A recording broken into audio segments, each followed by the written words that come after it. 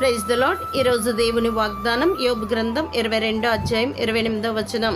నీ మార్గముల మీద వెలుగు ప్రకాశించును. ప్రియదైవజనమా, ఒకని మార్గం వాని దృష్టికి యథార్థముగా కనబడును, ఆయనను తుదకది మరణమునకు చేరును. ఎందుకనగా ఆ మార్గము చీకటిమయమై ఉండును. అలాగే నీ మార్గములన్నీ చీకటిమయమై ఎటు నడవాలో దిక్కుతోచని స్థితిలో నీవున్నట్లయితే ఇతరులను బాధించుటయు, వేలు పెట్టి చూపి తిరస్కరించుటయు, చెడ్డదాన్ని బట్టి మాట్లాడుటయు నీవు మాని, ఆశించిన దాన్ని ఆకలి కొనిన వానికిచ్చి శ్రమపడిన వానిని తృప్తిపరిచిన ఎడల నీవు పిలవగా యెహోవా ఉత్తరమిచ్చును. నీవు మొరపెట్టగా ఆయన నేనున్నానను గనుక చీకటిలో నీ వెలుగు ప్రకాశించును.